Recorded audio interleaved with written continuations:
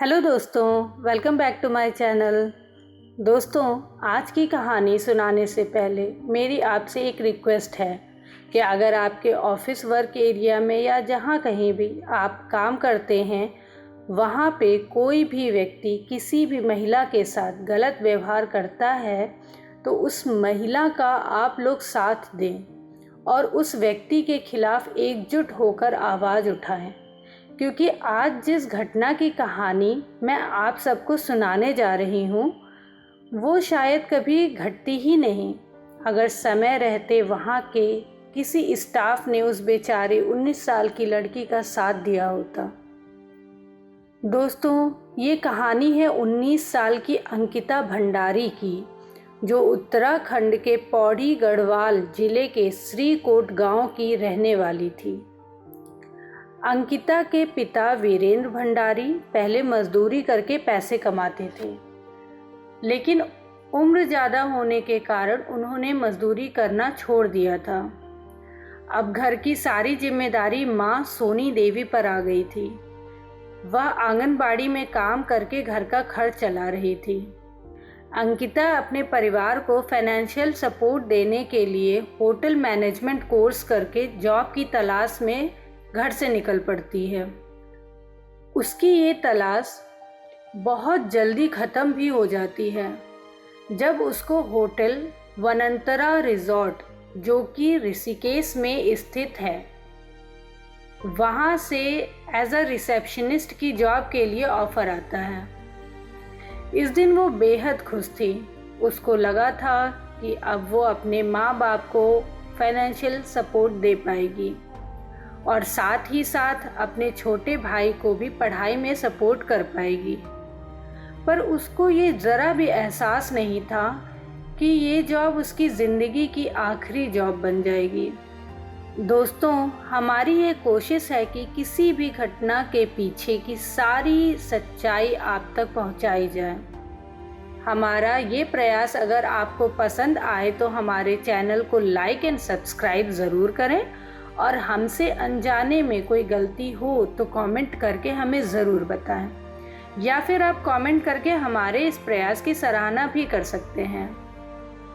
दोस्तों, वनंतरा रिजॉर्ट हरिद्वार से सिर्फ 8 किलोमीटर की दूरी पर स्थित है। इस रिजॉर्ट से अंकिता का घर करीब 150 किलोमीटर दूर था, जिस वजह से जब अंकिता को वहाँ पे जॉब मिलती है एज अ रिसेप्शनिस्ट, जब वो उनको ऑफ़र आता है तो उनको उसी रिजॉर्ट में एक रूम भी दे दिया जाता है वहाँ रहने के लिए। दोस्तों, अंकिता भंडारी ने 18 अगस्त 2022 यानी कि पिछले महीने ही रिजॉर्ट में एज अ रिसेप्शनिस्ट ज्वाइन किया था। इसके एक महीने बाद 19 सितंबर को यहाँ के मालिक पुलकित आर्या नज़दीकी थाने में सूचना देते हैं कि अंकिता उनके होटल से लापता हो गई है। इस सूचना के बाद जब पुलिस अपनी जांच पड़ताल आगे शुरू करती है तो जो कहानी सामने आती है उससे पूरे उत्तराखंड में हाहाकार मच जाती है, क्योंकि अंकिता भंडारी कहीं लापता नहीं हुई थी, बल्कि पुलकित और उसके 2 दोस्तों ने मिलकर 19 साल की उस बेचारी लड़की की निर्मम हत्या कर दी थी। दोस्तों, इस बात की सच्चाई कभी सामने भी नहीं आ पाती अगर अंकिता के दोस्त ने उत्तराखंड पुलिस को पुलकित आर्या की घटिया मानसिकता का खुलासा न किया होता तो। अंकिता का दोस्त पुलिस को अपनी और अंकिता के बीच हुई व्हाट्सएप चैट दिखाता है तो उसे देखकर पुलिस भी सकते में आ जाती है। दोस्तों, उस चैट में अंकिता अपने दोस्त से ये बता रही थी कि उसको यहाँ अच्छा नहीं लग रहा है, वो यहाँ पे सेफ फील नहीं कर रही थी। पुलकित उसको बोल रहा था कि वो उसके वीआईपी गेस्ट को स्पा सर्विस दें, जिसका मतलब था कि वीआईपी गेस्ट के साथ एक रात गुजारे, जिसके लिए अंकिता को 10,000 रुपये भी मिलेंगे। जिस पर अंकिता पुलकित से बोलती है मैं गरीब हूँ इसका मतलब ये नहीं 10,000 में बिक जाऊं।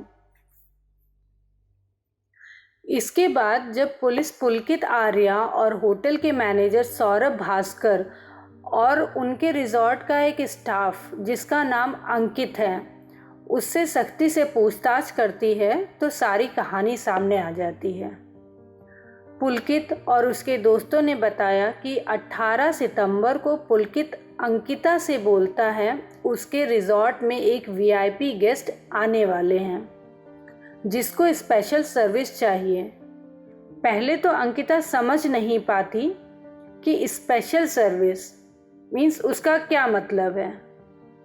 फिर जब पुलकित उसको बोलता है कि एक रात का 10,000 उसको मिलेगा तो इस पे अंकिता बहुत गुस्सा हो जाती है और पुलकित से बोलती है कि मैं ऐसी लड़की नहीं हूँ जो पैसों के लिए खुद को बेच दूँ। इसी बात को लेकर दोनों के बीच में काफ़ी झगड़ा हो जाता है, जिसके बाद अंकिता बोलती है कि मैं यहाँ काम छोड़ दूँगी और यहाँ जो तुम लोग कर रहे हो उसकी सूचना मैं पुलिस को भी दे दूँगी। जिसके बाद पुलकित को ये लगता है कि अगर ये सब बातें बाहर आ गईं तो वो और उसका रिजॉर्ट दोनों बदनाम हो जाएंगे। 18 सितंबर 2022 की शाम को पुलकित अंकिता के पास जाता है और किसी तरह से अपने साथ शाम को बाहर घूमने जाने के लिए मना लेता है। फिर पुलकित और अंकिता एक स्कूटी से निकलते हैं और इधर अंकित और सौरभ भास्कर जो कि उसी रिजॉर्ट का मैनेजर था दोनों दूसरी बाइक से उनके साथ निकलते हैं। रात में लौटने के टाइम ये चारों चीला बैराज जो कि ऋषिकेश से 8 किलोमीटर की दूरी पे है वहाँ पे रुकते हैं। वहाँ तीनों लड़के शराब पीने लगते हैं।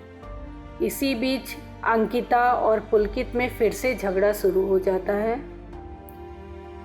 इसी झगड़े में पुलकित अंकिता को धक्का दे देता है और अंकिता नहर में जा गिरती है।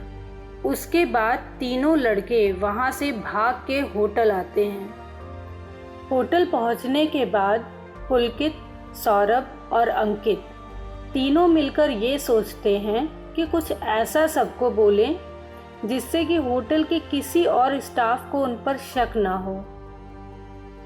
उसके बाद वो अपने कुक से बोलते हैं 4 प्लेट खाना बनाने को और खाने का प्लेट अंकित खुद ही अंकिता के रूम में ले जाता है जिससे कि किसी को शक ना हो कि अंकिता उनके साथ वापस नहीं आई।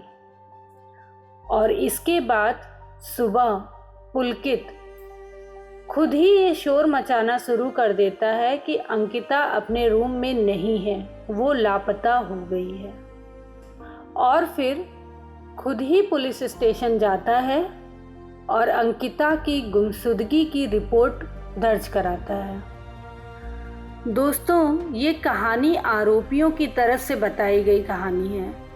इस कहानी में अभी भी बहुत से सवाल छुपे हुए हैं। जैसे कि अगर आप ध्यान दें तो जो आरोपियों ने बताया उसके हिसाब से पुलकित ने जानबूझकर नहीं बल्कि गलती से अंकिता को धक्का दिया और अंकिता उस नहर में जा गिरी।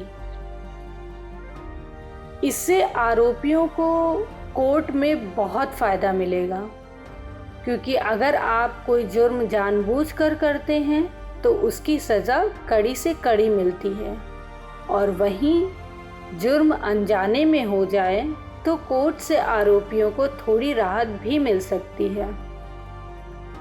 खैर दोस्तों, अब हम बस यही उम्मीद कर सकते हैं कि पुलिस इस केस की सारी सच्चाई सामने लाए और अंकिता भंडारी के कातिलों को सख्त से सख्त सजा हो। दोस्तों, इस केस में अगर आगे कोई भी नई अपडेट आई तो हम आपको ज़रूर बताएंगे। तब तक आप हमारे इस चैनल को सब्सक्राइब करें और आपको हमारा यह प्रयास कैसा लगा हमें कमेंट करके ज़रूर बताएं। मिलते हैं दोस्तों अगले वीडियो में, तब तक के लिए टेक केयर, बाय बाय।